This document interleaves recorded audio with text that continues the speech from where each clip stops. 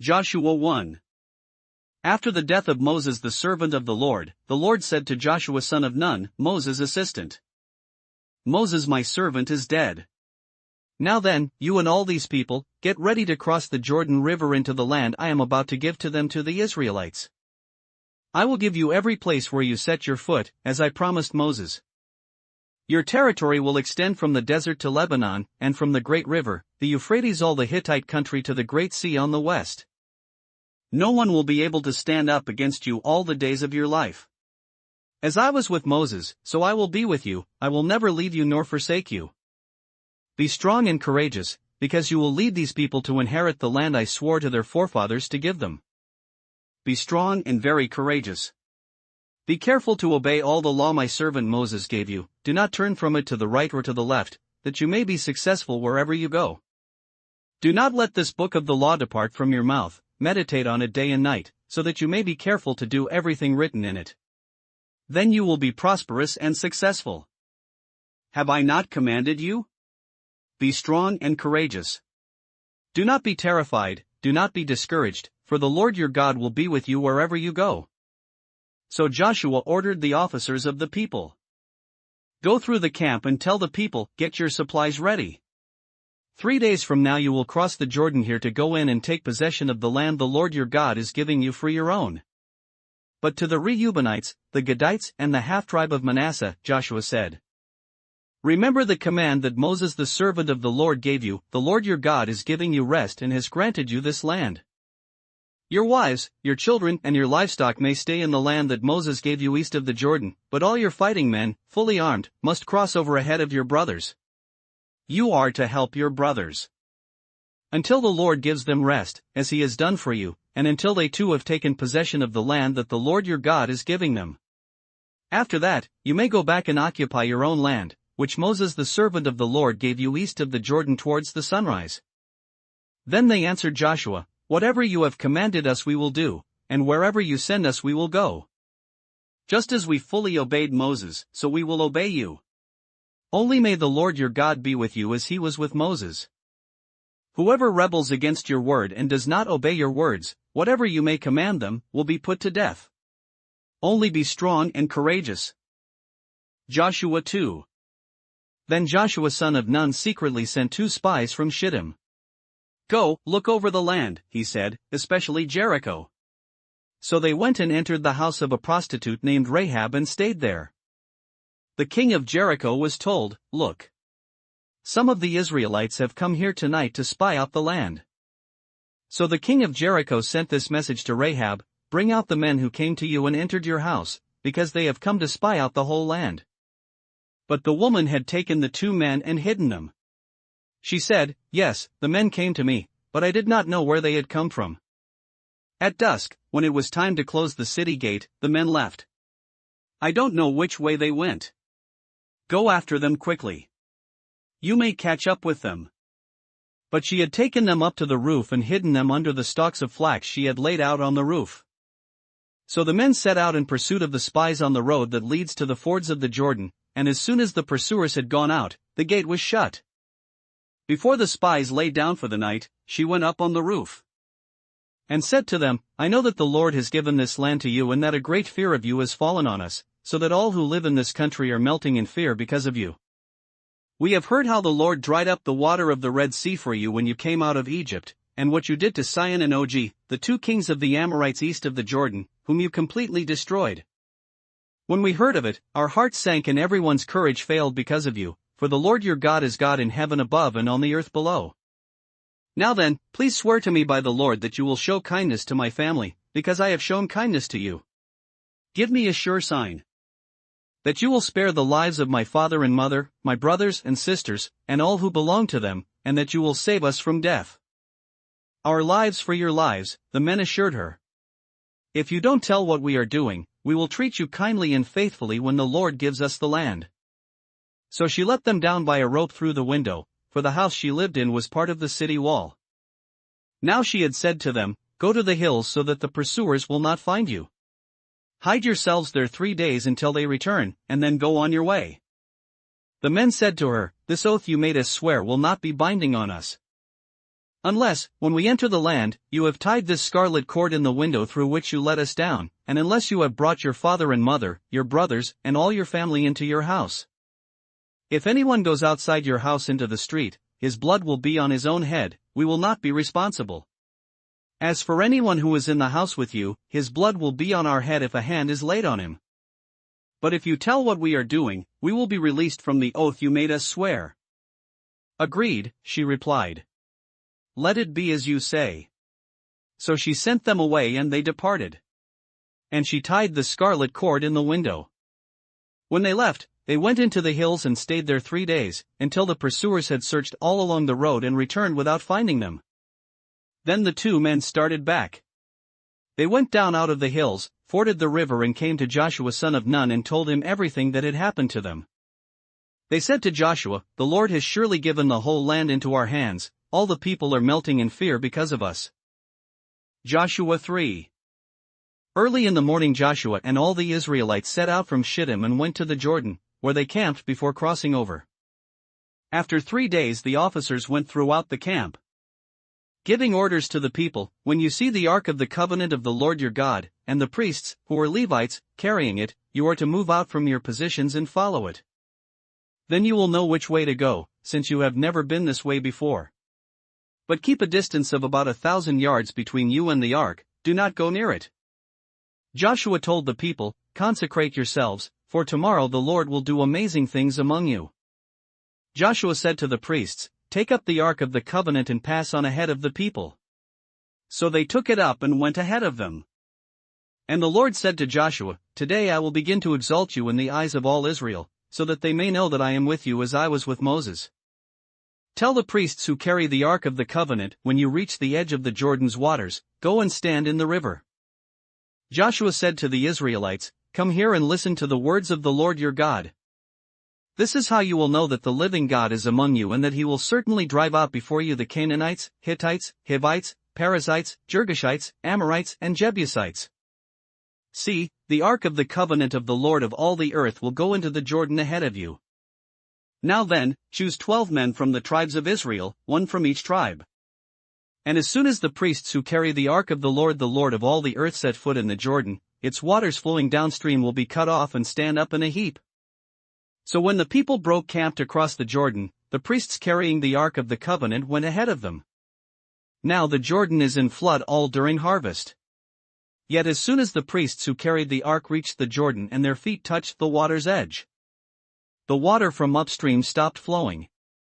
It piled up in a heap a great distance away, at a town called Adam in the vicinity of Zarethan, while the water flowing down to the sea of the Arabah, the Salt Sea, was completely cut off. So the people crossed over opposite Jericho. The priests who carried the ark of the covenant of the Lord stood firm on dry ground in the middle of the Jordan, while all Israel passed by until the whole nation had completed the crossing on dry ground. Joshua 4. When the whole nation had finished crossing the Jordan, the Lord said to Joshua, "Choose 12 men from among the people, 1 from each tribe. And tell them to take up 12 stones from the middle of the Jordan from right where the priests stood and to carry them over with you and put them down at the place where you stay tonight." So Joshua called together the 12 men he had appointed from the Israelites, 1 from each tribe, and said to them, "Go over before the ark of the Lord your God into the middle of the Jordan. Each of you is to take up a stone on his shoulder, according to the number of the tribes of the Israelites, to serve as a sign among you. In the future, when your children ask you, 'What do these stones mean?' tell them that the flow of the Jordan was cut off before the ark of the covenant of the Lord. When it crossed the Jordan, the waters of the Jordan were cut off. These stones are to be a memorial to the people of Israel forever." So the Israelites did as Joshua commanded them. They took 12 stones from the middle of the Jordan, according to the number of the tribes of the Israelites, as the Lord had told Joshua, and they carried them over with them to their camp, where they put them down. Joshua set up the 12 stones that had been in the middle of the Jordan at the spot where the priests who carried the ark of the covenant had stood. And they are there to this day. Now the priests who carried the ark remained standing in the middle of the Jordan until everything the Lord had commanded Joshua was done by the people, just as Moses had directed Joshua. The people hurried over. And as soon as all of them had crossed, the ark of the Lord and the priests came to the other side while the people watched. The men of Reuben, Gad and the half-tribe of Manasseh crossed over, armed, in front of the Israelites, as Moses had directed them. About 40,000 armed for battle crossed over before the Lord to the plains of Jericho for war. That day the Lord exalted Joshua in the sight of all Israel, and they revered him all the days of his life, just as they had revered Moses.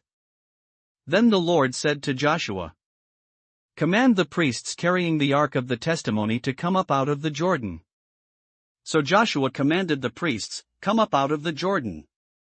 And the priests came up out of the river carrying the ark of the covenant of the Lord. No sooner had they set their feet on the dry ground than the waters of the Jordan returned to their place and ran in flood as before. On the 10th day of the first month the people went up from the Jordan and camped at Gilgal on the eastern border of Jericho. And Joshua set up at Gilgal the 12 stones they had taken out of the Jordan. He said to the Israelites, "In the future when your descendants ask their fathers, 'What do these stones mean?'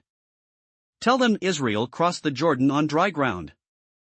For the Lord your God dried up the Jordan before you until you had crossed over. The Lord your God did to the Jordan just what he had done to the Red Sea when he dried it up before us until we had crossed over. He did this so that all the peoples of the earth might know that the hand of the Lord is powerful and so that you might always fear the Lord your God." Joshua 5. Now when all the Amorite kings west of the Jordan and all the Canaanite kings along the coast heard how the Lord had dried up the Jordan before the Israelites until we had crossed over, their hearts sank and they no longer had the courage to face the Israelites. At that time the Lord said to Joshua, "Make flint knives and circumcise the Israelites again." So Joshua made flint knives and circumcised the Israelites at Gibeath Haraloth. Now this is why he did so: all those who came out of Egypt, all the men of military age died in the desert on the way after leaving Egypt. All the people that came out had been circumcised, but all the people born in the desert during the journey from Egypt had not. The Israelites had moved about in the desert 40 years until all the men who were of military age when they left Egypt had died, since they had not obeyed the Lord. For the Lord had sworn to them that they would not see the land that he had solemnly promised their fathers to give us, a land flowing with milk and honey. So he raised up their sons in their place, and these were the ones Joshua circumcised. They were still uncircumcised because they had not been circumcised on the way. And after the whole nation had been circumcised, they remained where they were in camp until they were healed. Then the Lord said to Joshua, "Today I have rolled away the reproach of Egypt from you." So the place has been called Gilgal to this day. On the evening of the 14th day of the month, while camped at Gilgal on the plains of Jericho, the Israelites celebrated the Passover. The day after the Passover, that very day, they ate some of the produce of the land, unleavened bread and roasted grain. The manna stopped the day after they ate this food from the land. There was no longer any manna for the Israelites, but that year they ate of the produce of Canaan. Now when Joshua was near Jericho, he looked up and saw a man standing in front of him with a drawn sword in his hand. Joshua went up to him and asked, "Are you for us or for our enemies?" "Neither," he replied, "but as commander of the army of the Lord I have now come." Then Joshua fell face down to the ground in reverence, and asked him, "What message does my Lord have for his servant?" The commander of the Lord's army replied, "Take off your sandals, for the place where you are standing is holy." And Joshua did so. Joshua 6. Now Jericho was tightly shut up because of the Israelites. No one went out and no one came in. Then the Lord said to Joshua, "See, I have delivered Jericho into your hands, along with its king and its fighting men. March around the city once with all the armed men. Do this for 6 days. Make 7 priests carry trumpets of ram's horns in front of the ark. On the 7th day, march around the city 7 times, with the priests blowing the trumpets. When you hear them sound a long blast on the trumpets, make all the people give a loud shout, then the wall of the city will collapse and the people will go up, every man straight in." So Joshua son of Nun called the priests and said to them, "Take up the ark of the covenant of the Lord and make 7 priests carry trumpets in front of it." And he ordered the people, "Advance. March around the city, with the armed guard going ahead of the ark of the Lord." When Joshua had spoken to the people, the 7 priests carrying the 7 trumpets before the Lord went forward, blowing their trumpets, and the ark of the Lord's covenant followed them. The armed guard marched ahead of the priests who blew the trumpets, and the rear guard followed the ark. All this time the trumpets were sounding. But Joshua had commanded the people, "Do not give a war cry, do not raise your voices, do not say a word until the day I tell you to shout. Then shout." So he had the ark of the Lord carried around the city, circling it once. Then the people returned to camp and spent the night there. Joshua got up early the next morning and the priests took up the ark of the Lord. The 7 priests carrying the 7 trumpets went forward, marching before the ark of the Lord and blowing the trumpets. The armed men went ahead of them and the rear guard followed the ark of the Lord, while the trumpets kept sounding. So on the second day they marched around the city once and returned to the camp. They did this for 6 days. On the 7th day, they got up at daybreak and marched around the city 7 times in the same manner, except that on that day they circled the city 7 times. The 7th time around, when the priests sounded the trumpet blast, Joshua commanded the people, "Shout!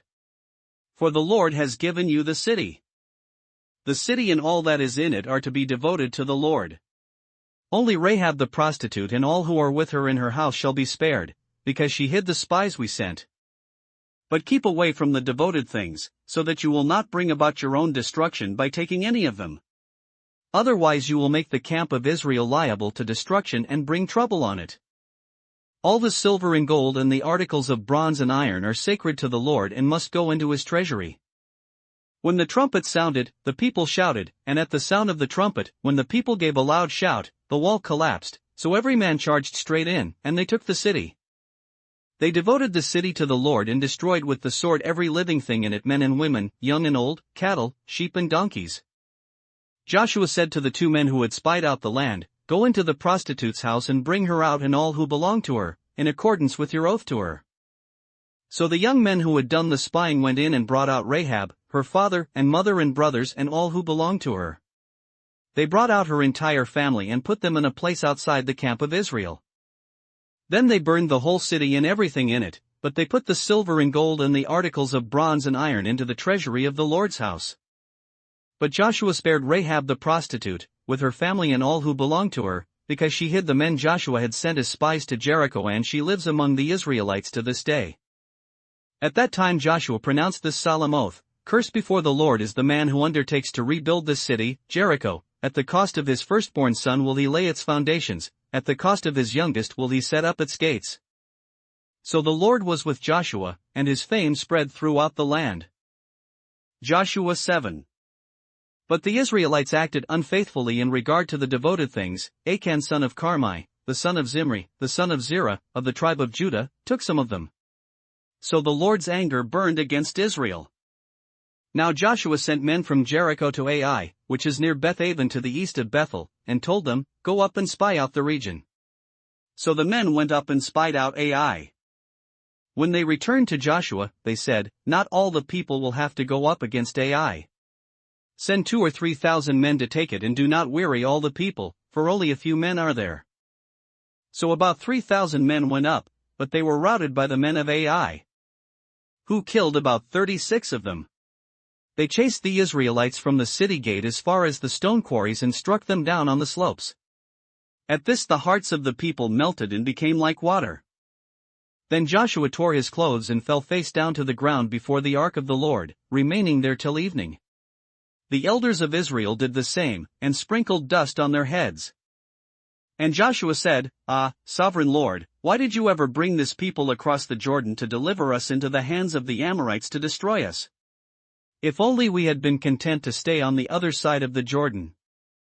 O Lord, what can I say, now that Israel has been routed by its enemies? The Canaanites and the other people of the country will hear about this, and they will surround us and wipe out our name from the earth. What then will you do for your own great name?" The Lord said to Joshua, "Stand up. What are you doing down on your face? Israel has sinned, they have violated my covenant, which I commanded them to keep. They have taken some of the devoted things, they have stolen, they have lied, they have put them with their own possessions. That is why the Israelites cannot stand against their enemies, they turn their backs and run because they have been made liable to destruction. I will not be with you any more unless you destroy whatever among you is devoted to destruction. Go, consecrate the people. Tell them, consecrate yourselves in preparation for tomorrow, for this is what the Lord, the God of Israel, says, that which is devoted is among you, O Israel. You cannot stand against your enemies until you remove it. In the morning, present yourselves tribe by tribe. The tribe that the Lord takes shall come forward clan by clan, the clan that the Lord takes shall come forward family by family, and the family that the Lord takes shall come forward man by man. He who is caught with the devoted things shall be destroyed by fire, along with all that belongs to him. He has violated the covenant of the Lord and has done a disgraceful thing in Israel. Early the next morning Joshua had Israel come forward by tribes, and Judah was taken. The clans of Judah came forward, and he took the Zerahites. He had the clan of the Zerahites come forward by families, and Zimri was taken. Joshua had his family come forward man by man, and Achan son of Carmi, the son of Zimri, the son of Zerah, of the tribe of Judah, was taken. Then Joshua said to Achan, My son, give glory to the Lord, the God of Israel, and give him the praise. Tell me what you have done, do not hide it from me. Achan replied, It is true. I have sinned against the Lord, the God of Israel. This is what I have done. When I saw in the plunder a beautiful robe from Babylonia, 200 shekels of silver and a wedge of gold weighing 50 shekels, I coveted them and took them. They are hidden in the ground inside my tent, with the silver underneath. So Joshua sent messengers, and they ran to the tent, and there it was, hidden in his tent, with the silver underneath. They took the things from the tent, brought them to Joshua and all the Israelites and spread them out before the Lord. Then Joshua, together with all Israel, took Achan son of Zerah, the silver, the robe, the gold wedge, his sons and daughters, his cattle, donkeys and sheep, his tent and all that he had, to the valley of Achor. Joshua said, Why have you brought this trouble on us? The Lord will bring trouble on you today. Then all Israel stoned him, and after they had stoned the rest, they burned them. Over Achan they heaped up a large pile of rocks, which remains to this day. Then the Lord turned from his fierce anger. Therefore that place has been called the Valley of Achor ever since. Joshua 8. Then the Lord said to Joshua, Do not be afraid, do not be discouraged. Take the whole army with you, and go up and attack Ai. For I have delivered into your hands the king of Ai, his people, his city, and his land. You shall do to Ai and its king as you did to Jericho and its king, except that you may carry off their plunder and livestock for yourselves. Set an ambush behind the city. So Joshua and the whole army moved out to attack Ai. He chose 30,000 of his best fighting men and sent them out at night. With these orders, listen carefully. You are to set an ambush behind the city. Don't go very far from it. All of you be on the alert. I and all those with me will advance on the city, and when the men come out against us, as they did before, we will flee from them. They will pursue us until we have lured them away from the city, for they will say, They are running away from us as they did before. So when we flee from them, you are to rise up from ambush and take the city. The Lord your God will give it into your hand. When you have taken the city, set it on fire. Do what the Lord has commanded. See to it, you have my orders. Then Joshua sent them off, and they went to the place of ambush and lay in wait between Bethel and Ai, to the west of Ai. But Joshua spent that night with the people. Early the next morning Joshua mustered his men, and he and the leaders of Israel marched before them to Ai. The entire force that was with him marched up and approached the city and arrived in front of it. They set up camp north of Ai, with the valley between them and the city. Joshua had taken about 5,000 men and set them in ambush between Bethel and Ai, to the west of the city. They had the soldiers take up their positions, all those in the camp to the north of the city and the ambush to the west of it. That night Joshua went into the valley. When the king of Ai saw this, he and all the men of the city hurried out early in the morning to meet Israel in battle at a certain place overlooking the Arabah. But he did not know that an ambush had been set against him behind the city. Joshua and all Israel let themselves be driven back before them, and they fled towards the desert. All the men of Ai were called to pursue them, and they pursued Joshua and were lured away from the city. Not a man remained in Ai or Bethel who did not go after Israel. They left the city open and went in pursuit of Israel. Then the Lord said to Joshua, Hold out towards Ai the javelin that is in your hand, for into your hand I will deliver the city. So Joshua held out his javelin towards Ai. As soon as he did this, the men in the ambush rose quickly from their position and rushed forward. They entered the city and captured it and quickly set it on fire. The men of Ai looked back and saw the smoke of the city rising against the sky, but they had no chance to escape in any direction, for the Israelites who had been fleeing towards the desert had turned back against their pursuers. For when Joshua and all Israel saw that the ambush had taken the city and that smoke was going up from the city, they turned round and attacked the men of Ai.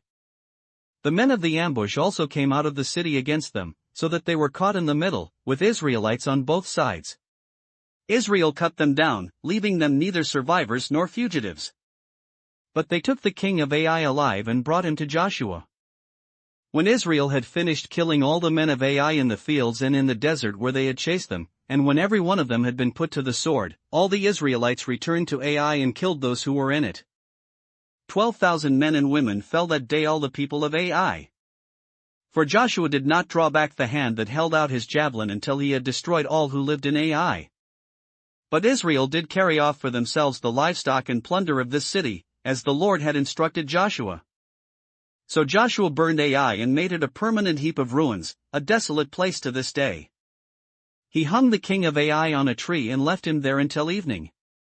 At sunset, Joshua ordered them to take his body from the tree and throw it down at the entrance of the city gate. And they raised a large pile of rocks over it, which remains to this day. Then Joshua built on Mount Ebal an altar to the Lord, the God of Israel, as Moses the servant of the Lord had commanded the Israelites. He built it according to what is written in the book of the law of Moses, an altar of uncut stones, on which no iron tool had been used. On it they offered to the Lord burnt offerings and sacrificed fellowship offerings. There, in the presence of the Israelites, Joshua copied on stones the law of Moses, which he had written. All Israel, aliens and citizens alike, with their elders, officials and judges, were standing on both sides of the ark of the covenant of the Lord, facing those who carried it, the priests, who were Levites. Half of the people stood in front of Mount Gerizim and half of them in front of Mount Ebal, as Moses the servant of the Lord had formerly commanded when he gave instructions to bless the people of Israel. Afterwards, Joshua read all the words of the law, the blessings and the curses, just as it is written in the book of the law. There was not a word of all that Moses had commanded that Joshua did not read to the whole assembly of Israel, including the women and children, and the aliens who lived among them. Joshua 9. Now when all the kings west of the Jordan heard about these things, those in the hill country, in the western foothills, and along the entire coast of the Great Sea as far as Lebanon, the kings of the Hittites, Amorites, Canaanites, Perizzites, Hivites, and Jebusites, they came together to make war against Joshua and Israel. However, when the people of Gibeon heard what Joshua had done to Jericho and Ai, they resorted to a ruse. They went as a delegation whose donkeys were loaded with worn-out sacks and old wineskins, cracked and mended. The men put worn and patched sandals on their feet and wore old clothes. All the bread of their food supply was dry and moldy. Then they went to Joshua in the camp at Gilgal and said to him and the men of Israel, "We have come from a distant country, make a treaty with us." The men of Israel said to the Hivites, "But perhaps you live near us. How then can we make a treaty with you?" "We are your servants," they said to Joshua. But Joshua asked, "Who are you and where do you come from?" They answered, "Your servants have come from a very distant country because of the fame of the Lord your God. For we have heard reports of him, all that he did in Egypt, and all that he did to the 2 kings of the Amorites east of the Jordan, Sihon king of Heshbon, and Og king of Bashan, who reigned in Ashtaroth. And our elders and all those living in our country said to us, 'Take provisions for your journey, go and meet them and say to them, we are your servants, make a treaty with us.' This bread of ours was warm when we packed it at home on the day we left to come to you. But now see how dry and moldy it is. And these wineskins that we filled were new, but see how cracked they are. And our clothes and sandals are worn out by the very long journey." The men of Israel sampled their provisions but did not inquire of the Lord. Then Joshua made a treaty of peace with them to let them live, and the leaders of the assembly ratified it by oath. 3 days after they made the treaty with the Gibeonites, the Israelites heard that they were neighbors, living near them. So the Israelites set out and on the 3rd day came to their cities, Gibeon, Kephra, Beeroth, and Kiriath-Jearim. But the Israelites did not attack them, because the leaders of the assembly had sworn an oath to them by the Lord, the God of Israel. The whole assembly grumbled against the leaders. But all the leaders answered, "We have given them our oath by the Lord, the God of Israel, and we cannot touch them now. This is what we will do to them, we will let them live, so that wrath will not fall on us for breaking the oath we swore to them." They continued, "Let them live, but let them be woodcutters and water carriers for the entire community." So the leader's promise to them was kept. Then Joshua summoned the Gibeonites and said, "Why did you deceive us by saying, 'We live a long way from you,' while actually you live near us? You are now under a curse, you will never cease to serve as woodcutters and water carriers for the house of my God." They answered Joshua, "Your servants were clearly told how the Lord your God had commanded his servant Moses to give you the whole land and to wipe out all its inhabitants from before you. So we feared for our lives because of you, and that is why we did this. We are now in your hands. Do to us whatever seems good and right to you." So Joshua saved them from the Israelites, and they did not kill them. That day he made the Gibeonites woodcutters and water carriers for the community and for the altar of the Lord at the place the Lord would choose. And that is what they are to this day. Joshua 10. Now Adonizedek king of Jerusalem heard that Joshua had taken Ai and totally destroyed it, doing to Ai and its king as he had done to Jericho and its king, and that the people of Gibeon had made a treaty of peace with Israel and were living near them. He and his people were very much alarmed at this, because Gibeon was an important city, like one of the royal cities. It was larger than Ai, and all its men were good fighters. So Adonizedek king of Jerusalem appealed to Hoam king of Hebron, Piram king of Jarmuth, Japhia king of Lachish and Debir king of Eglon. "Come up and help me attack Gibeon," he said, "because it has made peace with Joshua and the Israelites." Then the 5 kings of the Amorites, the kings of Jerusalem, Hebron, Jarmuth, Lachish and Eglon, joined forces. They moved up with all their troops and took up positions against Gibeon and attacked it. The Gibeonites then sent word to Joshua in the camp at Gilgal, "Do not abandon your servants. Come up to us quickly and save us. Help us, because all the Amorite kings from the hill country have joined forces against us." So Joshua marched up from Gilgal with his entire army, including all the best fighting men. The Lord said to Joshua, "Do not be afraid of them, I have given them into your hand. Not one of them will be able to withstand you." After an all-night march from Gilgal, Joshua took them by surprise. The Lord threw them into confusion before Israel, who defeated them in a great victory at Gibeon. Israel pursued them along the road going up to Beth Horon and cut them down all the way to Azekah and Makkedah. As they fled before Israel on the road down from Beth Horon to Azekah, the Lord hurled large hailstones down on them from the sky, and more of them died from the hailstones than were killed by the swords of the Israelites. On the day the Lord gave the Amorites over to Israel, Joshua said to the Lord in the presence of Israel, "O sun, stand still over Gibeon, O moon, over the valley of Ajalon." So the sun stood still, and the moon stopped, till the nation avenged itself on its enemies, as it is written in the book of Jasher. The sun stopped in the middle of the sky and delayed going down about a full day. There has never been a day like it before or since, a day when the Lord listened to a man. Surely the Lord was fighting for Israel. Then Joshua returned with all Israel to the camp at Gilgal. Now the 5 kings had fled and hidden in the cave at Makkedah. When Joshua was told that the 5 kings had been found hiding in the cave at Makkedah, he said, "Roll large rocks up to the mouth of the cave, and post some men there to guard it. But don't stop. Pursue your enemies, attack them from the rear and don't let them reach their cities, for the Lord your God has given them into your hand." So Joshua and the Israelites destroyed them completely almost to a man, but the few who were left reached their fortified cities. The whole army then returned safely to Joshua in the camp at Makkedah, and no one uttered a word against the Israelites. Joshua said, "Open the mouth of the cave and bring those 5 kings out to me." So they brought the 5 kings out of the cave, the kings of Jerusalem, Hebron, Jarmuth, Lachish and Eglon. When they had brought these kings to Joshua, he summoned all the men of Israel and said to the army commanders who had come with him, "Come here and put your feet on the necks of these kings." So they came forward and placed their feet on their necks. Joshua said to them, "Do not be afraid, do not be discouraged. Be strong and courageous. This is what the Lord will do to all the enemies you are going to fight." Then Joshua struck and killed the kings and hung them on 5 trees, and they were left hanging on the trees until evening. At sunset Joshua gave the order and they took them down from the trees and threw them into the cave where they had been hiding. At the mouth of the cave they placed large rocks, which are there to this day. That day Joshua took Makkedah. He put the city and its king to the sword and totally destroyed everyone in it. He left no survivors. And he did to the king of Makkedah as he had done to the king of Jericho. Then Joshua and all Israel with him moved on from Makkedah to Libnah and attacked it. The Lord also gave that city and its king into Israel's hand. The city and everyone in it Joshua put to the sword. He left no survivors there. And he did to its king as he had done to the king of Jericho. Then Joshua and all Israel with him moved on from Libnah to Lachish. He took up positions against it and attacked it. The Lord handed Lachish over to Israel, and Joshua took it on the second day. The city and everyone in it he put to the sword, just as he had done to Libnah. Meanwhile, Horam king of Gezer had come up to help Lachish, but Joshua defeated him and his army until no survivors were left. Then Joshua and all Israel with him moved on from Lachish to Eglon. They took up positions against it and attacked it.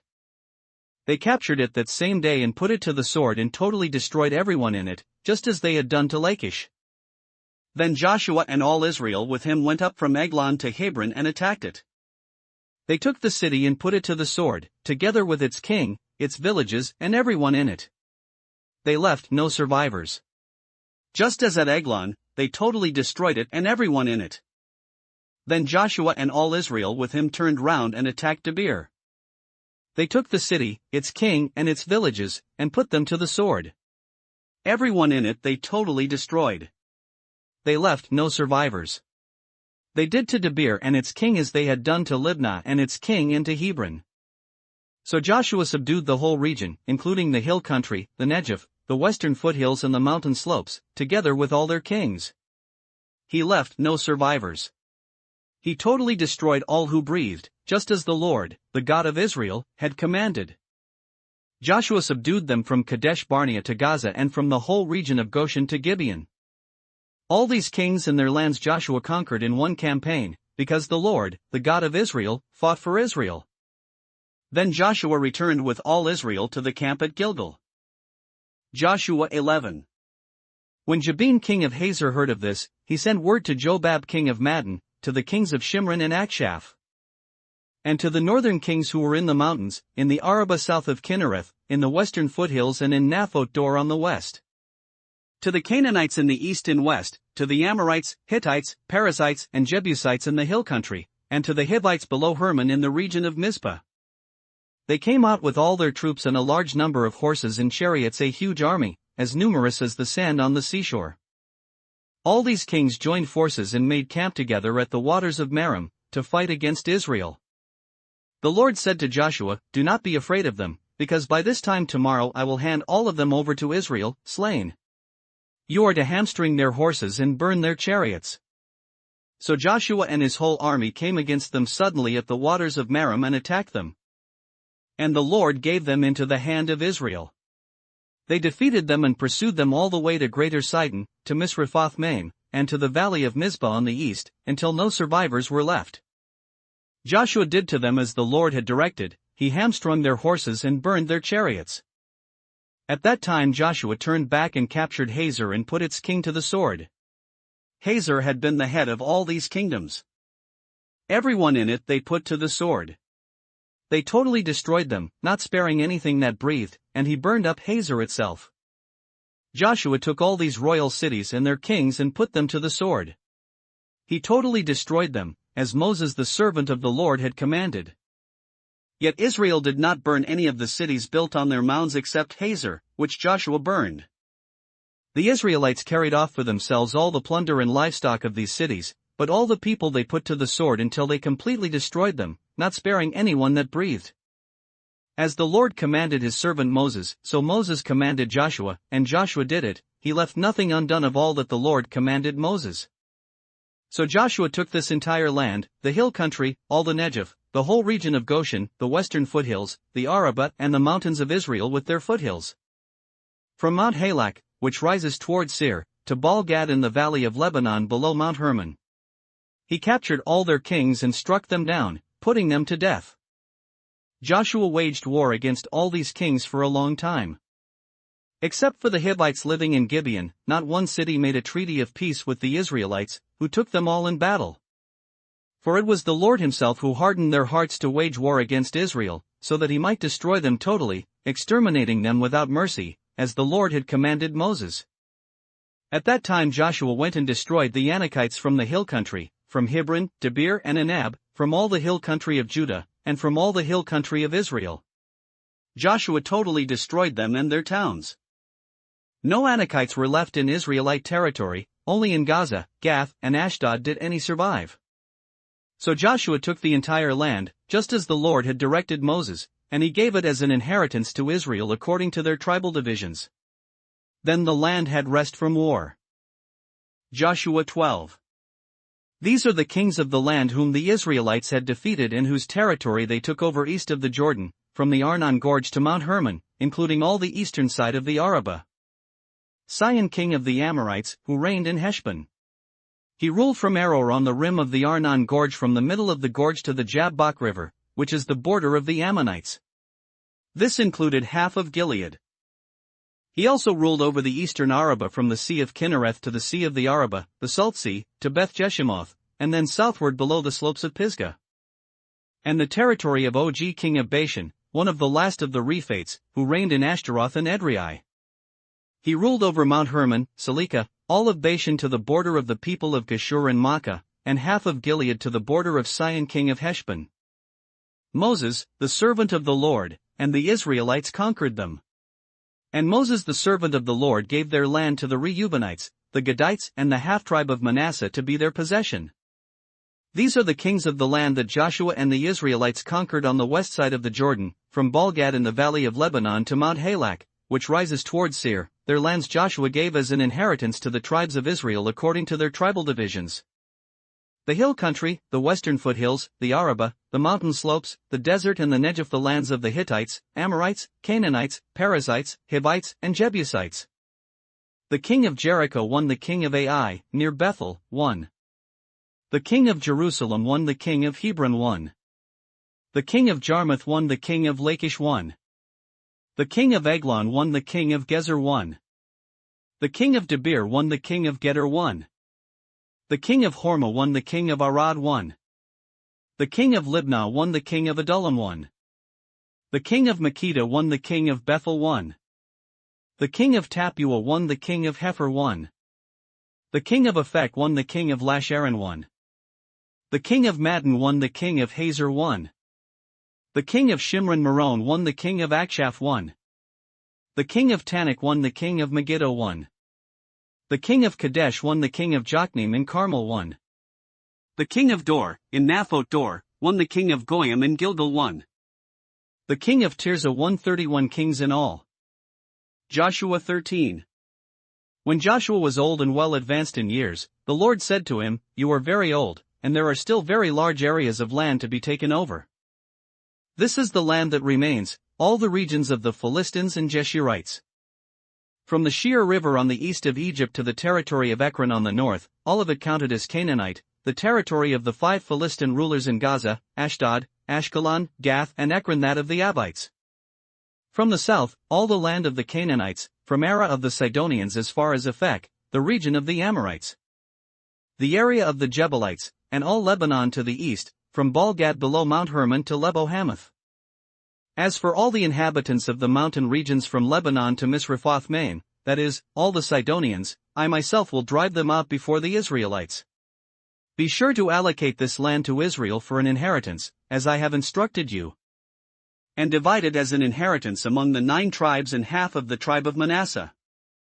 The other half of Manasseh, the Reubenites and the Gadites had received the inheritance that Moses had given them east of the Jordan, as he, the servant of the Lord, had assigned it to them. It extended from Aroer on the rim of the Arnon Gorge, and from the town in the middle of the gorge, and included the whole plateau of Medeba as far as Dibon. And all the towns of Sihon king of the Amorites, who ruled in Heshbon, out to the border of the Ammonites. It also included Gilead, the territory of the people of Geshur and Makkah, all of Mount Hermon and all Bashan as far as Salekah. That is, the whole kingdom of Og and Bashan, who had reigned in Ashtaroth and Edrei and had survived as one of the last of the Rephates. Moses had defeated them and taken over their land. But the Israelites did not drive out the people of Geshur and Makkah, so they continue to live among the Israelites to this day. But to the tribe of Levi he gave no inheritance, since the offerings made by fire to the Lord, the God of Israel, are their inheritance, as he promised them. This is what Moses had given to the tribe of Reuben, clan by clan. The territory from Aroer on the rim of the Arnon Gorge, and from the town in the middle of the gorge, and the whole plateau past Medeba. To Heshbon and all its towns on the plateau, including Dibon, Bamoth Baal, Beth Balmeon, Jahaz, Kedemoth, Mephath, Kiriathaim, Sibmah, Zerath Shahar on the hill in the valley, Beth Peor, the slopes of Pisgah, and Beth Jeshimoth. All the towns on the plateau and the entire realm of Sihon king of the Amorites, who ruled at Heshbon. Moses had defeated him and the Midianite chiefs, Evi, Rekam, Zur, Hur and Reba princes allied with Sihon who lived in that country. In addition to those slain in battle, the Israelites had put to the sword Balaam son of Beor, who practiced divination. The boundary of the Reubenites was the bank of the Jordan. These towns and their villages were the inheritance of the Reubenites, clan by clan. This is what Moses had given to the tribe of Gad, clan by clan. The territory of Jazer, all the towns of Gilead and half the Ammonite country as far as Aroer, near Rabbah. And from Heshbon to Ramoth Mizpah and Betnim, and from Mahanaim to the territory of Debir. And in the valley, Beth Haram, Beth Nimrah, Sukkos and Zaphon with the rest of the realm of Sihon king of Heshbon, the east side of the Jordan, the territory up to the end of the Sea of Kinnereth. These towns and their villages were the inheritance of the Gadites, clan by clan. This is what Moses had given to the half-tribe of Manasseh, that is, to half the family of the descendants of Manasseh, clan by clan. The territory extending from Mahanaim and including all of Bashan, the entire realm of Og king of Bashan, all the settlements of Jair and Bashan, 60 towns.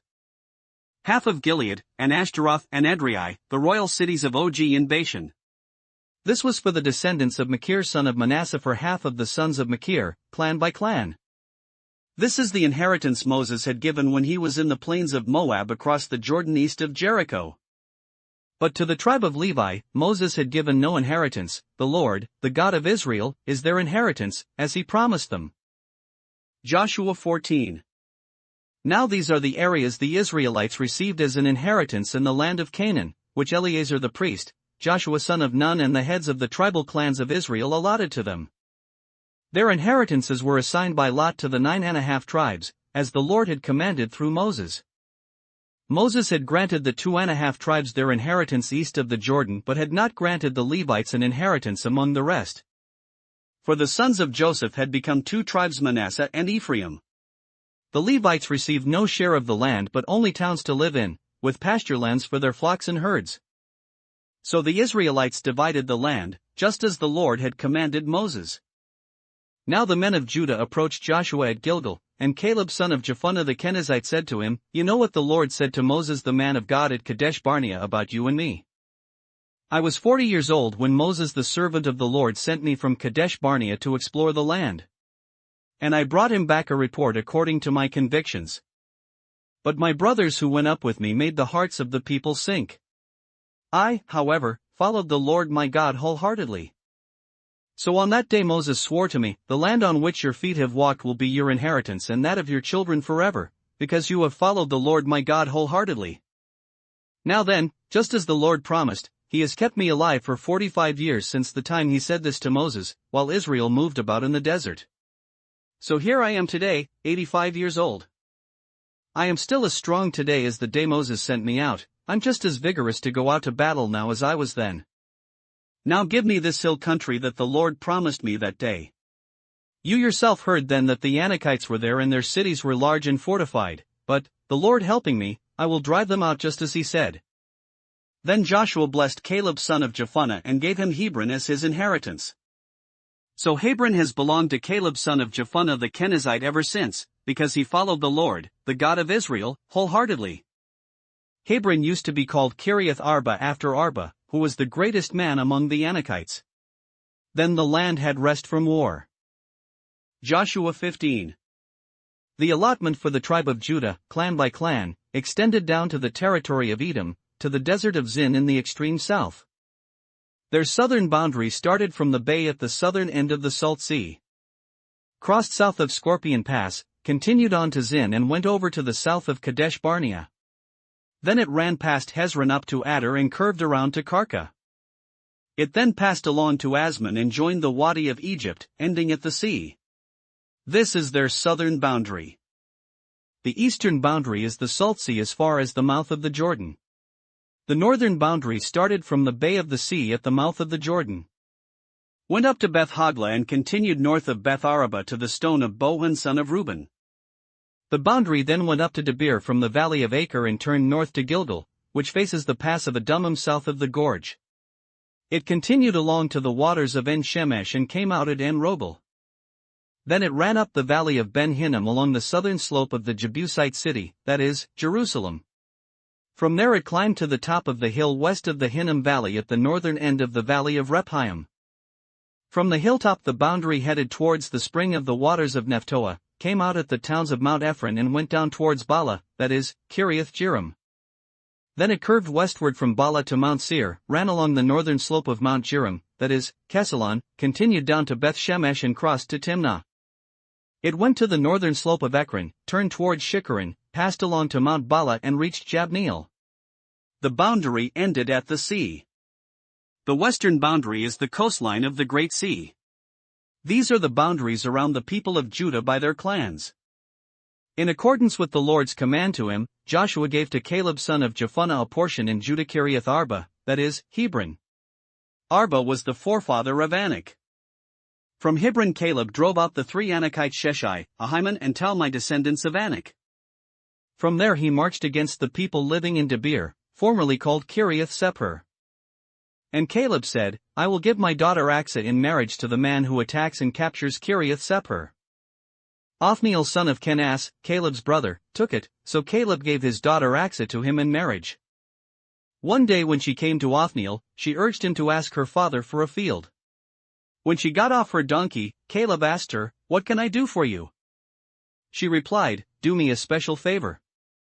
Since you have given me land in the Negev, give me also springs of water.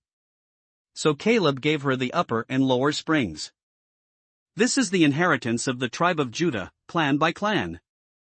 The southernmost towns of the tribe of Judah in the Negev towards the boundary of Edom were Kabzeel, Eder, Jagur, Kena, Dimona, Adada, Kadesh, Hazor, Ithnan, Ziph, Telem, Bealoth, Hazor Hadada, Kiriath Hezron, that is, Hazor, Ammon, Shema, Malada, Hazar Gada, Heshmon, Beth Pelet, Hazar Shual, Beersheba, Biziothea, Bala, Iim, Ezem, Ultalad, Kezel, Hormah, Ziklag, Madmanna, Sansana, Leboth, Shillam, Ain and Rimmon, a total of 29 towns and their villages.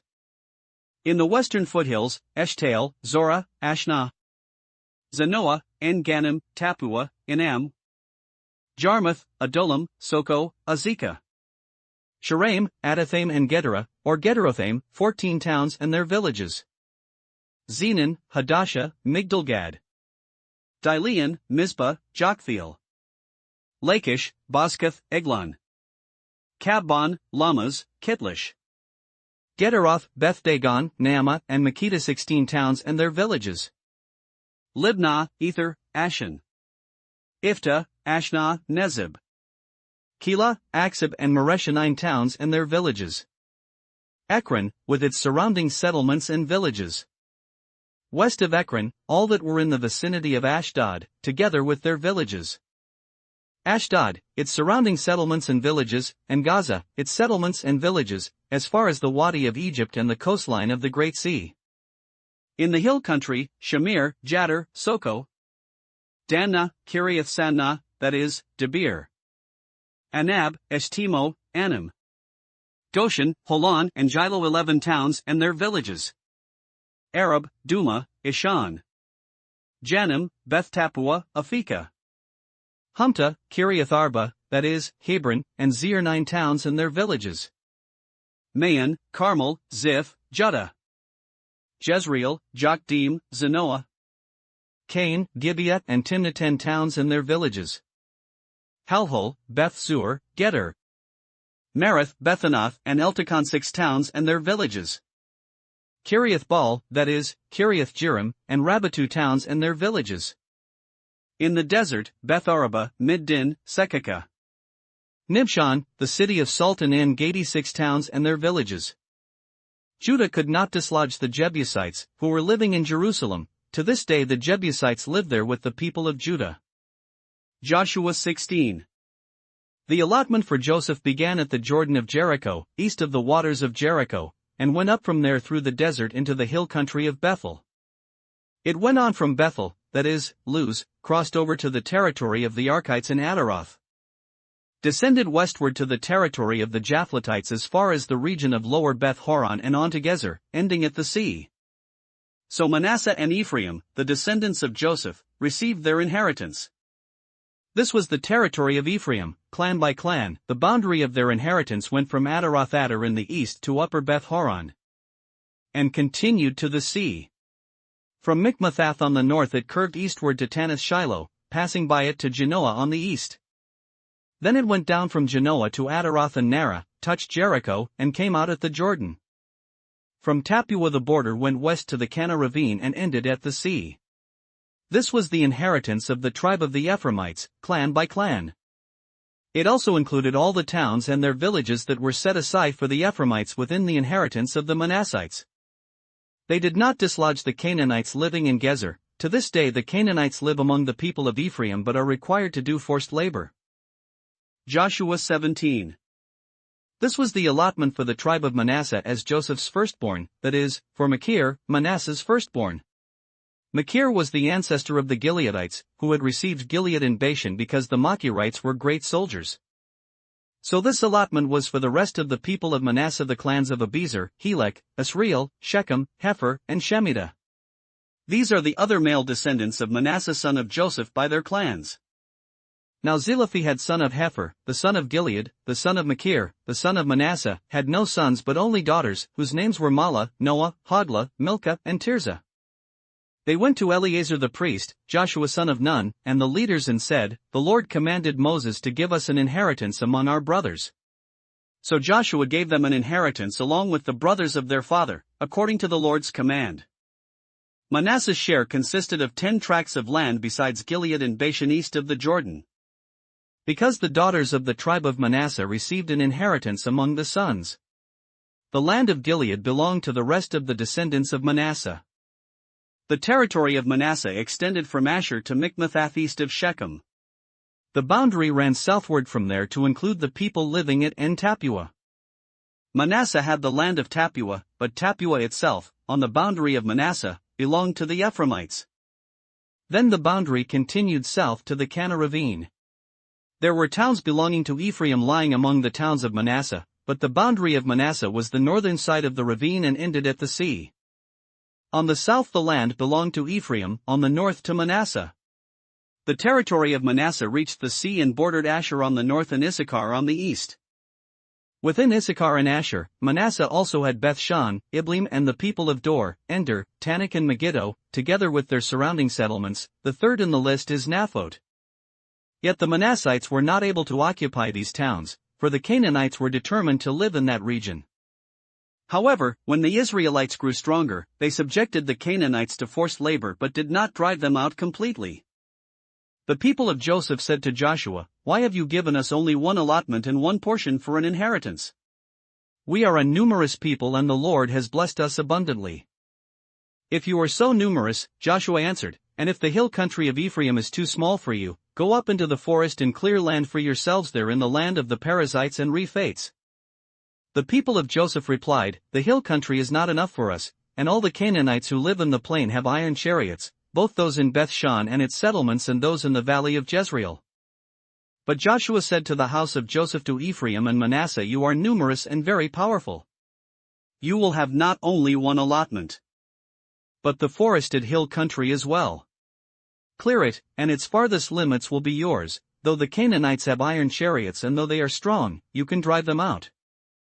Joshua 18. The whole assembly of the Israelites gathered at Shiloh and set up the tent of meeting there. The country was brought under their control. But there were still 7 Israelite tribes who had not yet received their inheritance. So Joshua said to the Israelites, "How long will you wait before you begin to take possession of the land that the Lord, the God of your fathers, has given you? Appoint 3 men from each tribe. I will send them out to make a survey of the land and to write a description of it, according to the inheritance of each. Then they will return to me. You are to divide the land into 7 parts. Judah is to remain in its territory on the south and the house of Joseph in its territory on the north. After you have written descriptions of the 7 parts of the land, bring them here to me and I will cast lots for you in the presence of the Lord our God.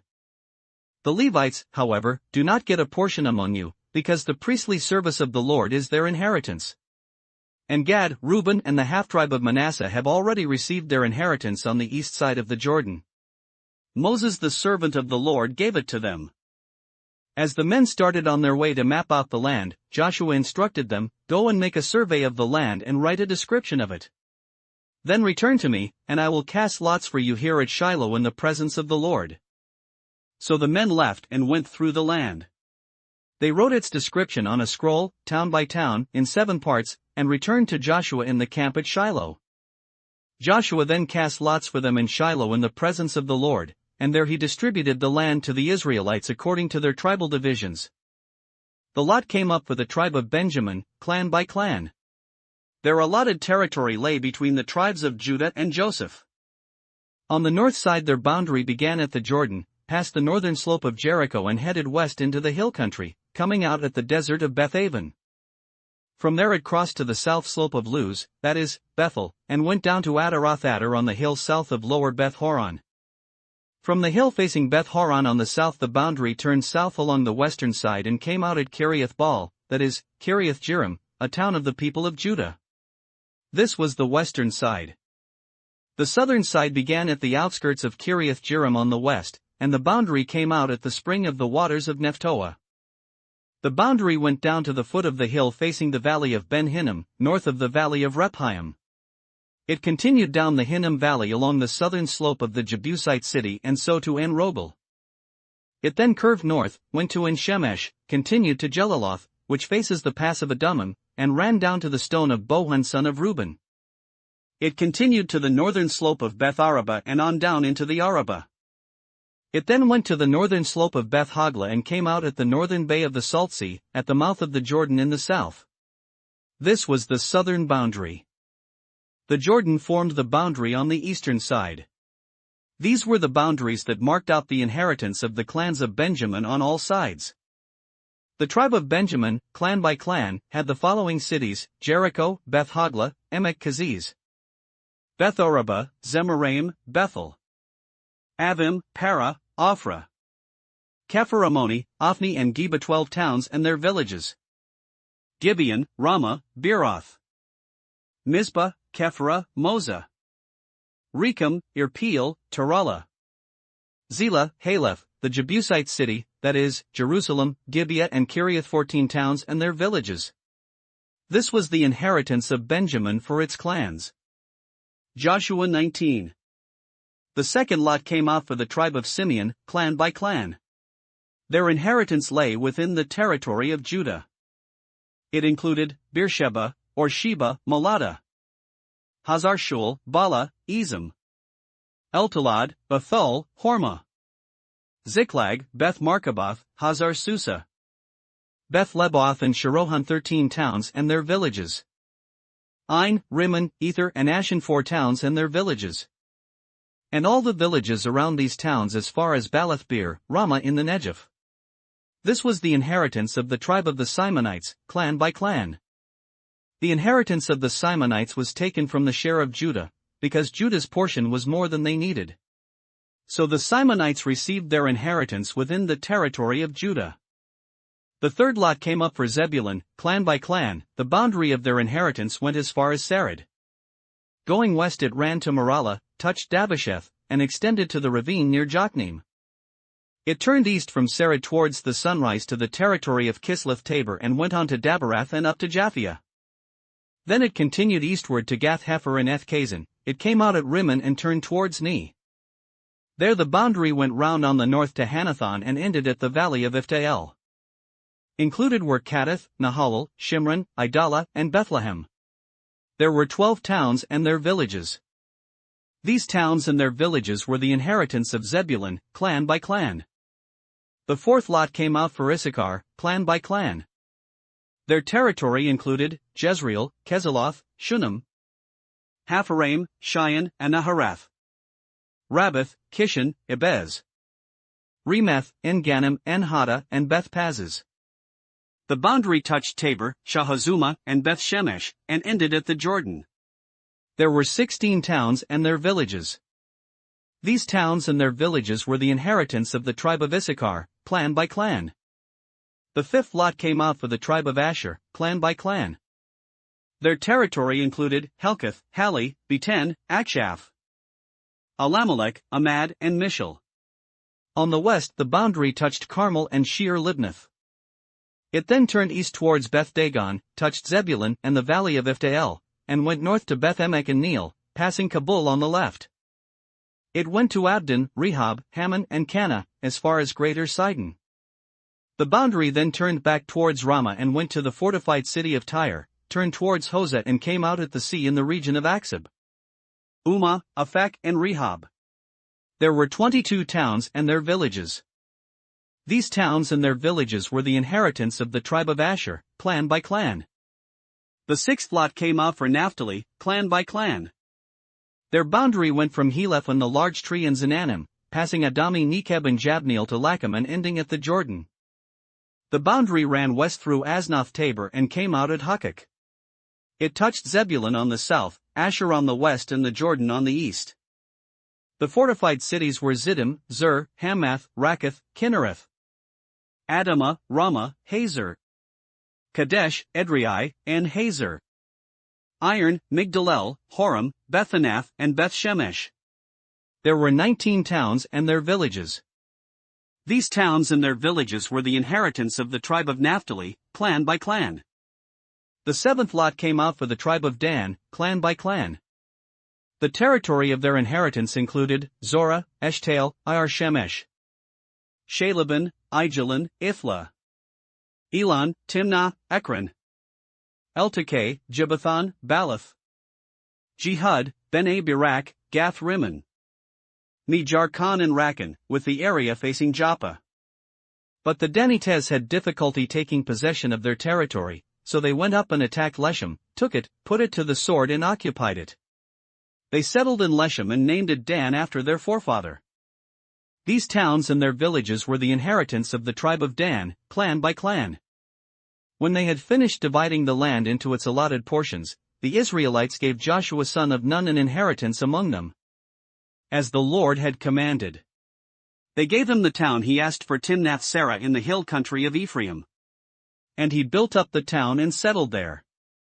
These are the territories that Eleazar the priest, Joshua son of Nun and the heads of the tribal clans of Israel assigned by lot at Shiloh in the presence of the Lord at the entrance to the tent of meeting.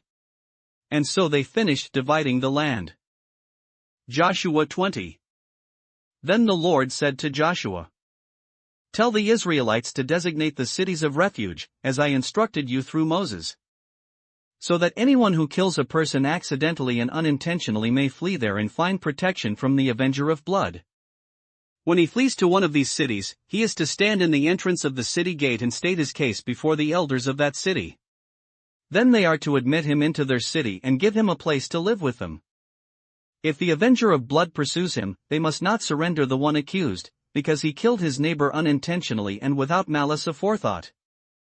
He is to stay in that city until he has stood trial before the assembly and until the death of the high priest who was serving at that time. Then he may go back to his own home in the town from which he fled." So they set apart Kadesh in Galilee in the hill country of Naphtali, Shechem in the hill country of Ephraim, and Kiriath Arba, that is, Hebron, in the hill country of Judah. On the east side of the Jordan of Jericho they designated Bezer in the desert on the plateau in the tribe of Reuben, Ramoth and Gilead in the tribe of Gad, and Golan and Bashan in the tribe of Manasseh. Any of the Israelites or any alien living among them who killed someone accidentally could flee to these designated cities and not be killed by the avenger of blood prior to standing trial before the assembly. Joshua 21. Now the family heads of the Levites approached Eleazar the priest, Joshua son of Nun, and the heads of the other tribal families of Israel at Shiloh in Canaan, and said to them, "The Lord commanded through Moses that you give us towns to live in, with pasture lands for our livestock." So, as the Lord had commanded, the Israelites gave the Levites the following towns and pasture lands out of their own inheritance. The first lot came out for the Kohathites, clan by clan. The Levites, who were descendants of Aaron the priest, were allotted 13 towns from the tribes of Judah, Simeon, and Benjamin. The rest of Kohath's descendants were allotted 10 towns from the clans of the tribes of Ephraim, Dan, and half of Manasseh. The descendants of Gershon were allotted 13 towns from the clans of the tribes of Issachar, Asher, Naphtali, and the half-tribe of Manasseh in Bashan. The descendants of Merari, clan by clan, received 12 towns from the tribes of Reuben, Gad, and Zebulun. So the Israelites allotted to the Levites these towns and their pasture lands, as the Lord had commanded through Moses. From the tribes of Judah and Simeon they allotted the following towns by name. These towns were assigned to the descendants of Aaron who were from the Kohathite clans of the Levites, because the first lot fell to them. They gave them Kiriath Arba, that is, Hebron, with its surrounding pasture land, in the hill country of Judah. Arba was the forefather of Anak. But the fields and villages around the city they had given to Caleb son of Jephunneh as his possession. So to the descendants of Aaron the priest they gave Hebron, a city of refuge for one accused of murder, Libnah, Jattir, Estamoa, Holon, Debir, Ain, Judah, and Beth Shemesh, together with their pasture lands 9 towns from these 2 tribes. And from the tribe of Benjamin they gave them Gibeon, Geba, Anathoth and Almon, together with their pasture lands 4 towns. All the towns for the priests, the descendants of Aaron, were 13, together with their pasture lands. The rest of the Kohathite clans of the Levites were allotted towns from the tribe of Ephraim. In the hill country of Ephraim they were given Shechem, a city of refuge for one accused of murder, and Gezer, Kibzaim and Beth Horon, together with their pasture lands 4 towns. Also from the tribe of Dan they received Eltekeh, Gibbethon, Aijalon and Gathrimmon, together with their pasture lands 4 towns. From half the tribe of Manasseh they received Tanakh and Gathrimmon, together with their pasture lands 2 towns. All these 10 towns and their pasture lands were given to the rest of the Kohathite clans. The Levite clans of the Gershonites were given, from the half-tribe of Manasseh, Golan and Bashan, a city of refuge for one accused of murder, and Beeshtara, together with their pasture lands 2 towns. From the tribe of Issachar, Kishon, Daberath, Jarmuth and En-Ganim, together with their pasture lands 4 towns. From the tribe of Asher, Mishal, Abdon, Helkath and Rehob, together with their pasture lands 4 towns. From the tribe of Naphtali, Kadesh and Galilee, a city of refuge for one accused of murder, Hammoth Dor and Kartan, together with their pasture lands 3 towns. All the towns of the Gershonite clans were 13, together with their pasture lands. The Merarite clans, the rest of the Levites, were given, from the tribe of Zebulun, Jokneam, Karta, Dimnah and Nahalal, together with their pasture lands 4 towns. From the tribe of Reuben, Bezer, Jahaz, Kedemoth and Mephath, together with their pasture lands 4 towns. From the tribe of Gad, Ramoth in Gilead, a city of refuge for one accused of murder, Mahanaim, Heshbon and Jazer, together with their pasture lands 4 towns in all. All the towns allotted to the Merarite clans, who were the rest of the Levites, were 12. The towns of the Levites in the territory held by the Israelites were 48 in all, together with their pasture lands. Each of these towns had pasture lands surrounding it. This was true for all these towns. So the Lord gave Israel all the land he had sworn to give their forefathers, and they took possession of it and settled there. The Lord gave them rest on every side, just as he had sworn to their forefathers. Not one of their enemies withstood them, the Lord handed all their enemies over to them. Not one of all the Lord's good promises to the house of Israel failed, every one was fulfilled. Joshua 22. Then Joshua summoned the Reubenites, the Gadites, and the half-tribe of Manasseh, and said to them, "You have done all that Moses the servant of the Lord commanded, and you have obeyed me in everything I commanded. For a long time now to this very day you have not deserted your brothers but have carried out the mission the Lord your God gave you. Now that the Lord your God has given your brothers rest as he promised, return to your homes in the land that Moses the servant of the Lord gave you on the other side of the Jordan. But be very careful to keep the commandment and the law that Moses the servant of the Lord gave you, to love the Lord your God, to walk in all his ways, to obey his commands, to hold fast to him and to serve him with all your heart and all your soul." Then Joshua blessed them and sent them away, and they went to their homes. To the half-tribe of Manasseh Moses had given land in Bashan, and to the other half of the tribe Joshua gave land on the west side of the Jordan with their brothers. When Joshua sent them home, he blessed them, saying, "Return to your homes with your great wealth, with large herds of livestock, with silver, gold, bronze and iron, and a great quantity of clothing, and divide with your brothers the plunder from your enemies." So the Reubenites, the Gadites, and the half-tribe of Manasseh left the Israelites at Shiloh in Canaan to return to Gilead, their own land, which they had acquired in accordance with the command of the Lord through Moses. When they came to Jeliloth near the Jordan in the land of Canaan, the Reubenites, the Gadites, and the half-tribe of Manasseh built an imposing altar there by the Jordan. And when the Israelites heard that they had built the altar on the border of Canaan at Jeliloth near the Jordan on the Israelite side, the whole assembly of Israel gathered at Shiloh to go to war against them. So the Israelites sent Phinehas son of Eleazar, the priest, to the land of Gilead to Reuben, Gad, and the half-tribe of Manasseh. With him they sent 10 of the chief men, one for each of the tribes of Israel, each the head of a family division among the Israelite clans.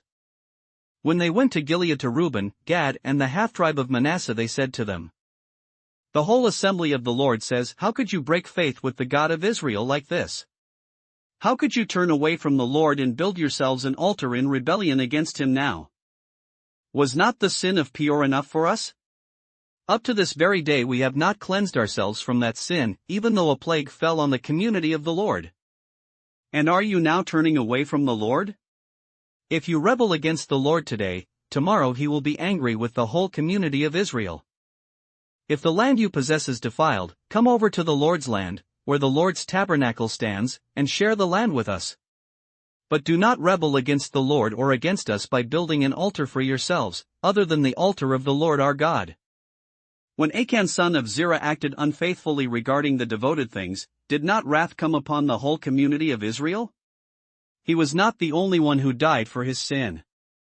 Then Reuben, Gad, and the half-tribe of Manasseh replied to the heads of the clans of Israel, "The mighty one, God, the Lord. The mighty one, God, the Lord. He knows. And let Israel know.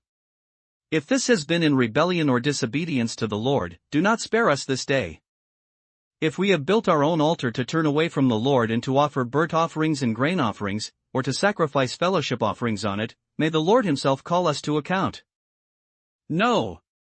We did it for fear that some day your descendants might say to ours, 'What do you have to do with the Lord, the God of Israel?' The Lord has made the Jordan a boundary between us and you Reubenites and Gadites. You have no share in the Lord. So your descendants might cause ours to stop fearing the Lord. That is why we said, 'Let us get ready and build an altar, but not for burnt offerings or sacrifices.' On the contrary, it is to be a witness between us and you and the generations that follow, that we will worship the Lord at his sanctuary with our burnt offerings, sacrifices and fellowship offerings. Then in the future your descendants will not be able to say to ours, 'You have no share in the Lord.' And we said, if they ever say this to us, or to our descendants, we will answer, 'Look at the replica of the Lord's altar, which our fathers built, not for burnt offerings and sacrifices, but as a witness between us and you.' Far be it from us to rebel against the Lord and turn away from him today by building an altar for burnt offerings, grain offerings, and sacrifices, other than the altar of the Lord our God that stands before his tabernacle." When Phinehas the priest and the leaders of the community, the heads of the clans of the Israelites, heard what Reuben, Gad, and Manasseh had to say, they were pleased. And Phinehas son of Eleazar, the priest, said to Reuben, Gad, and Manasseh, "Today we know that the Lord is with us, because you have not acted unfaithfully towards the Lord in this matter. Now you have rescued the Israelites from the Lord's hand." Then Phinehas son of Eleazar, the priest, and the leaders returned to Canaan from their meeting with the Reubenites and Gadites in Gilead and reported to the Israelites. They were glad to hear the report and praised God. And they talked no more about going to war against them to devastate the country where the Reubenites and the Gadites lived. And the Reubenites and the Gadites gave the altar this name, "A witness between us that the Lord is God." Joshua 23. After a long time had passed and the Lord had given Israel rest from all their enemies around them, Joshua, by then old and well advanced in years, summoned all Israel, their elders, leaders, judges, and officials, and said to them, I am old and well advanced in years. You yourselves have seen everything the Lord your God has done to all these nations for your sake. It was the Lord your God who fought for you. Remember how I have allotted as an inheritance for your tribes all the land of the nations that remain, the nations I conquered between the Jordan and the Great Sea in the west. The Lord your God himself will drive them out of your way. He will push them out before you, and you will take possession of their land, as the Lord your God promised you. Be very strong, be careful to obey all that is written in the book of the law of Moses, without turning aside to the right or to the left. Do not associate with these nations that remain among you, do not invoke the names of their gods or swear by them. You must not serve them or bow down to them. But you are to hold fast to the Lord your God, as you have until now. The Lord has driven out before you great and powerful nations. To this day no one has been able to withstand you. One of you routs 1,000, because the Lord your God fights for you, just as he promised. So be very careful to love the Lord your God. But if you turn away and ally yourselves with the survivors of these nations that remain among you, and if you intermarry with them and associate with them, then you may be sure that the Lord your God will no longer drive out these nations before you. Instead, they will become snares and traps for you, whips on your backs and thorns in your eyes, until you perish from this good land, which the Lord your God has given you. Now I am about to go the way of all the earth. You know with all your heart and soul that not one of all the good promises the Lord your God gave you has failed. Every promise has been fulfilled, not one has failed. But just as every good promise of the Lord your God has come true, so the Lord will bring on you all the evil he has threatened, until he has destroyed you from this good land he is giving you. If you violate the covenant of the Lord your God, which he commanded you, and go and serve other gods and bow down to them, the Lord's anger will burn against you, and you will quickly perish from the good land he has given you. Joshua 24. Then Joshua assembled all the tribes of Israel at Shechem. He summoned the elders, leaders, judges, and officials of Israel, and they presented themselves before God. Joshua said to all the people, This is what the Lord, the God of Israel, says. Long ago your forefathers, including Terah the father of Abraham and Nahor, lived beyond the river and worshipped other gods. But I took your father Abraham from the land beyond the river and led him throughout Canaan and gave him many descendants. I gave him Isaac. And to Isaac I gave Jacob and Esau. I assigned the hill country of Seir to Esau, but Jacob and his sons went down to Egypt. Then I sent Moses and Aaron, and I afflicted the Egyptians by what I did there, and I brought you out. When I brought your fathers out of Egypt, you came to the sea, and the Egyptians pursued them with chariots and horsemen as far as the Red Sea. But they cried to the Lord for help, and he put darkness between you and the Egyptians. He brought the sea over them and covered them. You saw with your own eyes what I did to the Egyptians. Then you lived in the desert for a long time. I brought you to the land of the Amorites who lived east of the Jordan. They fought against you, but I gave them into your hands. I destroyed them from before you, and you took possession of their land. When Balak son of Zippor, the king of Moab, prepared to fight against Israel, he sent for Balaam son of Beor to put a curse on you. But I would not listen to Balaam, so he blessed you again and again, and I delivered you out of his hand. Then you crossed the Jordan and came to Jericho. The citizens of Jericho fought against you, as did also the Amorites, Perizzites, Canaanites, Hittites, Girgashites, Hivites and Jebusites, but I gave them into your hands. I sent the hornet ahead of you, which drove them out before you, also the 2 Amorite kings.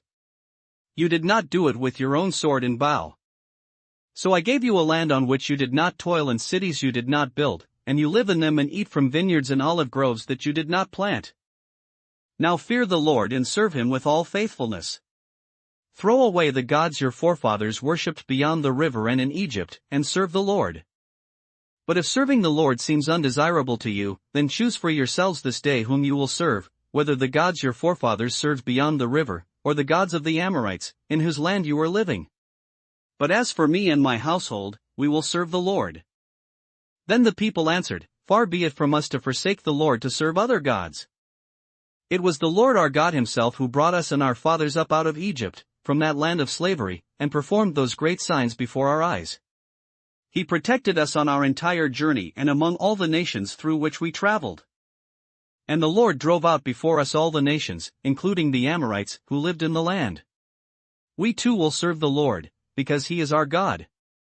Joshua said to the people, "You are not able to serve the Lord. He is a holy God, He is a jealous God. He will not forgive your rebellion and your sins. If you forsake the Lord and serve foreign gods, He will turn and bring disaster on you and make an end of you, after He has been good to you." But the people said to Joshua, "No. We will serve the Lord." Then Joshua said, "You are witnesses against yourselves that you have chosen to serve the Lord." "Yes, we are witnesses," they replied. "Now then," said Joshua, "throw away the foreign gods that are among you and yield your hearts to the Lord, the God of Israel." And the people said to Joshua, "We will serve the Lord our God and obey Him." On that day Joshua made a covenant for the people, and there at Shechem he drew up for them decrees and laws. And Joshua recorded these things in the book of the law of God. Then he took a large stone and set it up there under the oak near the holy place of the Lord. "See," he said to all the people, "this stone will be a witness against us. It has heard all the words the Lord has said to us. It will be a witness against you if you are untrue to your God." Then Joshua sent the people away, each to his own inheritance. After these things, Joshua son of Nun, the servant of the Lord, died at the age of 110. And they buried him in the land of his inheritance, at Timnath-Serah in the hill country of Ephraim, north of Mount Gash. Israel served the Lord throughout the lifetime of Joshua and of the elders who outlived him and who had experienced everything the Lord had done for Israel. And Joseph's bones, which the Israelites had brought up from Egypt, were buried at Shechem in the tract of land that Jacob bought for 100 pieces of silver from the sons of Hamor, the father of Shechem. This became the inheritance of Joseph's descendants. And Eleazar son of Aaron died and was buried at Gibeah, which had been allotted to his son Phinehas in the hill country of Ephraim.